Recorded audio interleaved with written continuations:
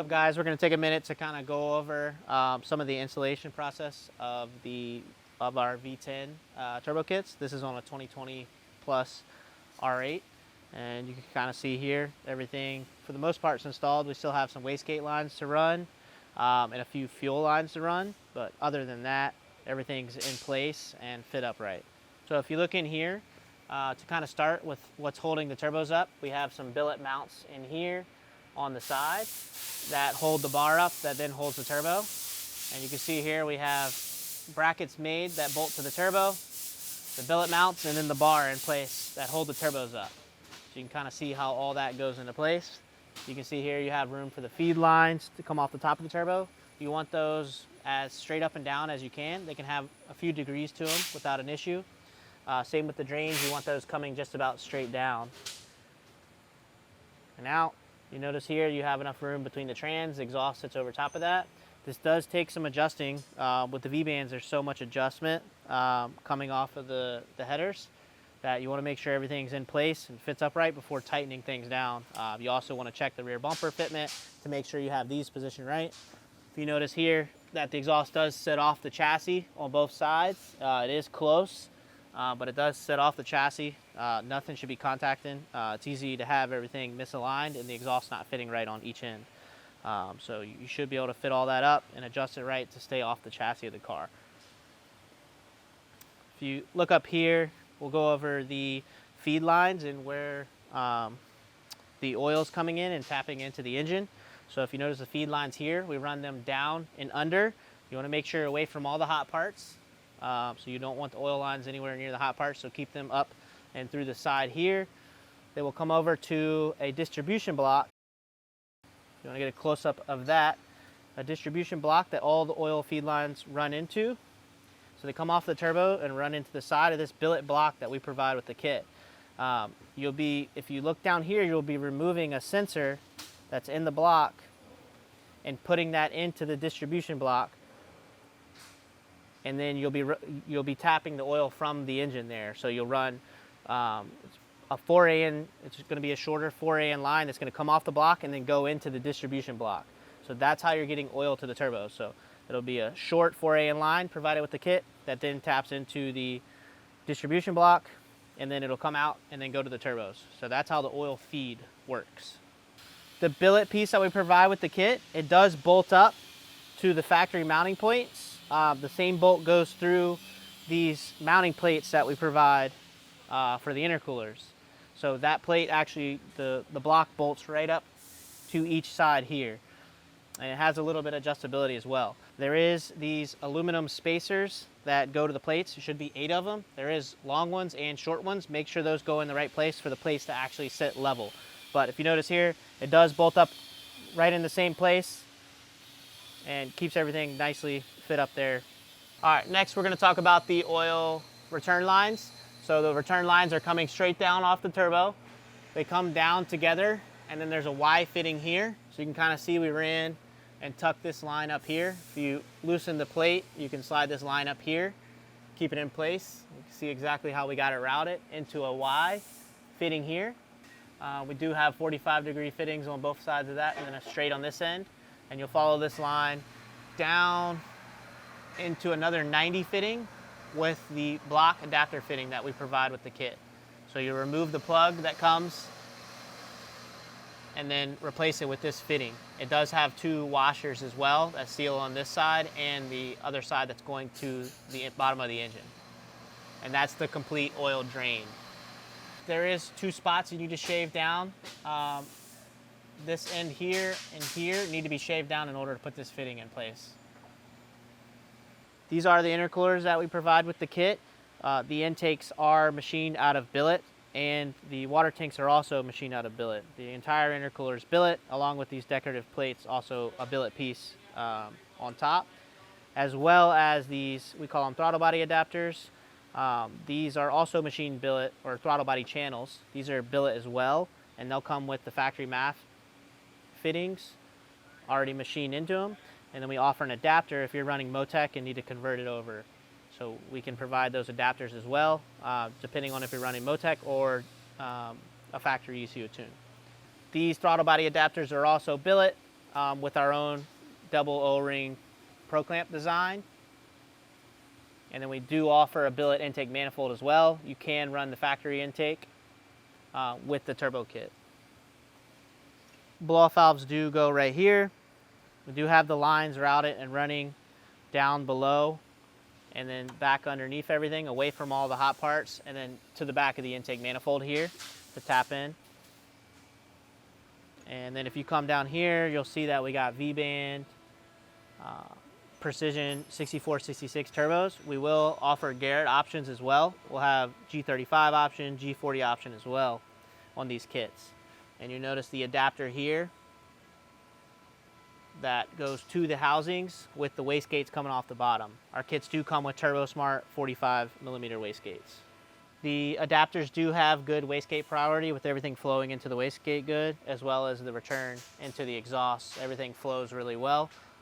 We've been building turbo kits for a long time now, and we kind of incorporated everything we've learned over the years into these kits. So everything fits up nice. We have really good fixturing and things to replicate the kits. If you notice here, we do have Heim joint with a spacer. It's important to put that spacer into place for everything to line up right. So also the Heim joint can swivel and move around in order for you to align everything properly, as well as the bracket that we machine to bolt up to the turbos. One thing you want to remember when you're putting the wastegates on, so the wastegates do come with different spring sizes. On our application, this is still a stock engine. We put 5-pound wastegate springs, so you want to talk with your tuner about exactly what spring that they want you to run in the wastegate. So make sure to disassemble the wastegate and swap the spring out to the correct spring. Like I said, talk with your tuner about that. Something that you want to make sure you do as well is make sure the fire lock ring is in the wastegate. So it's a separate ring that goes in the wastegate to make sure everything seals up properly. Also, these Turbo Smart blow-off valves do have a seal inside. Make sure you get that seal in there and make sure it doesn't get pinched and everything goes on smooth without any issues. The intercoolers here do have an O-ring. You want to make sure that O-ring's in place as well. And then everything else is sealed up with these clamps, which has 2 O-rings on each side of the ferrules. So you want to make sure all that stuff goes on smooth, as well as the sleeves inside of these pro clamps that we make. On these throttle body adapters, you do want to run some sort of silicone sealant. We're actually working on a new design that'll have an O-ring design. But for now, our current adapters, you use a sealant to seal to the throttle bodies. Another nice piece to our kit is these billet mounts that we machine. They bolt up to the chassis here, and then the bar will go here, and a bolt will go into the bar to hold the bar. And you do have 2 of these mounts, 1 on each side.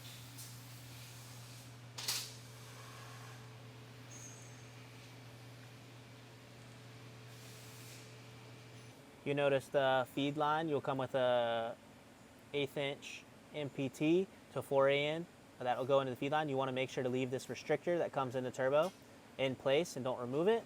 And then we also provide a 10AN drain flange that bolts up, as well as we running 45s out of both sides of the turbo, 10AN 45s out of both sides of the turbo. And you will have to, depending on the turbo orientation, we notice we have to shave some of the bolts down in order to fit the lines and fit everything on properly. It just so happens that the compressor housing lands in the spot in line with the bolt and the fitting here. You do want to make sure to use some thread sealant. This is what we use on all of the MPT fittings on the car. So there's multiple MPTs that you'll be dealing with on all the lines. Any MPT fitting, you do need some sort of thread sealer on it. You will run a 12AN ORB fitting in and out of the intercoolers. And you'll notice that the ORB fitting has an O-ring on it that should seal up to these tanks on each side. The kit does come with air intakes. This is a K&N filter with our tube that we make. It does have a fitting on the back with the 3/8. It does come with all the couplers and clamps for both sides of the turbo. You will have to run a line from each side back towards the intake manifold, which will show you how that goes into place. Next, we're going to talk about the lines running to the intakes. You're also going to be putting a breather here. So this line comes through here. You're going to run it underneath and then back up. There's going to be a flat spot here on the hose where it's not rippled that you're going to cut, and then you're going to put in this fitting, this T-fitting that we provide here, and then we'll provide a line that comes up and goes to a filter. And you can run the filter over here in this corner where there's a space. Once you put the intake on, you won't really see it. Also, the lines that are going to the turbo inlet intakes. This line right here will be running to the intake. You can see there's a valve here, and it'll be running to the driver's side intake here. We routed it along below here through the side and then to the intake. And then you got this valve right here that'll be running to the passenger side. So this line will run down and around to this intake on the passenger side. And then we'll be able to tuck this all the way where you won't be able to see anything. So if you notice here, we have some water lines coming out of the intercoolers, and then these are the lines that are going to be coming into the intercoolers. So if you notice here, we have a straight fitting off the back, running it straight back and around to the side here. This fitting here is a 45-degree fitting that's coming down below everything. And then the actually Y in over here, so if you notice both the lines are coming down over here, and then there's another Y fitting here, a 12A and Y fitting that'll be included with the kit, with a straight coming off of that to then route underneath the car. You see both lines running down here into a Y fitting and then down below the car, and then we'll route it all the way to the front to the ice box. All right, so we showed you where the coolant comes into the cores here from the backside and threw that in there, and this is where the coolant comes out of the coolers. Here we also have another Y fitting. You might come with a barb fitting as well. That's a little bit easier to work with than these fittings. So they'll come together here into a Y, and then you'll route them below. We do put heat protection because you're coming under the exhaust here. So in this case, we actually heat wrapped it and then put a sleeve over top of it to come down below here next to your 10AN drain and around here. Now we're underneath the car. We'll show you the rest of the coolant return line and how exactly we route it underneath the car. If you follow along here, you see the line coming down off the coolers, down and around. You can see we strapped it to our oil return line as well with some heat protection. Just route it this way, tucked up underneath, along the car.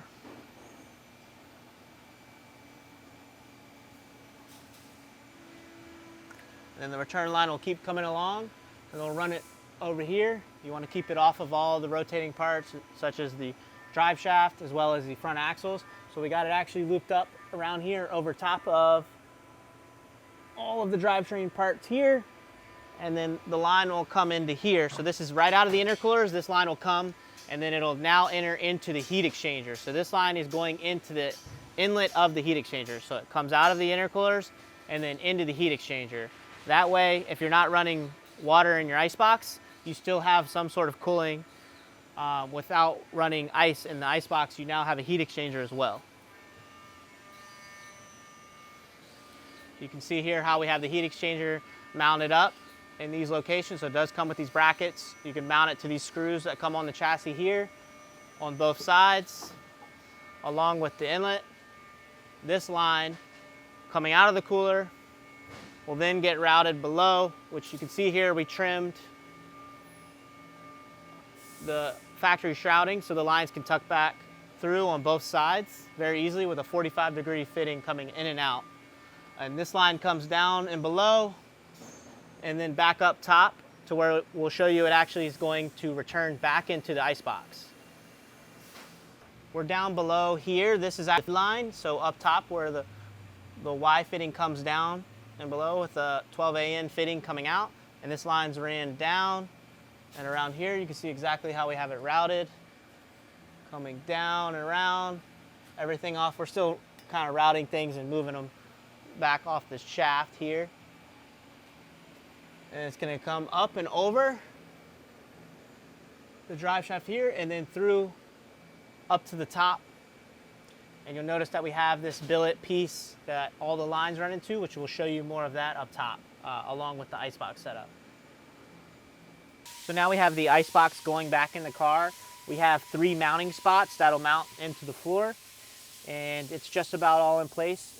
We do have an on and off valve that you will flip out and be able to drain the water and pump it right into the tank to then add more ice. The lines are routed here. We got this billet pass-through fitting with the lines coming out the backside here. It is plenty of room to route the lines through the backside there. But yeah, we're getting everything mounted up. The pump's already plugged in. You'll have a harness to be able to route through the car and back to the ECU to be able to control the water pump through either the factory ECU, or if you're running Motec, you'll be able to run it on PWM and have a little more control of the pump and whether you're running it at full power or not. And yep, this is how everything's routed. Once we get everything tight in the icebox, all mounted into place, we'll be able to square these lines up and have everything look real clean and smooth through here. This is kind of how everything's going to go into place. This will come standard in a wrinkle black coating and look real clean sitting in here with the cap still being billet finish. This was our first kind of mock-up icebox setup, so we're going to pull it out and get it powder coated. I'm going to kind of go over the routing of the lines. So it'll come out. You'll have the pump here coming out of the box. The pump will pump through this front fitting here. This front fitting will then run back to the front of the intercoolers and then out the back of the intercoolers. Then the line will come out the intercoolers and then back around into this heat exchanger here. And then once it passes through the heat exchanger, it'll come back through and back into this fitting here. And this is the return fitting. And it'll return the water back into the tank.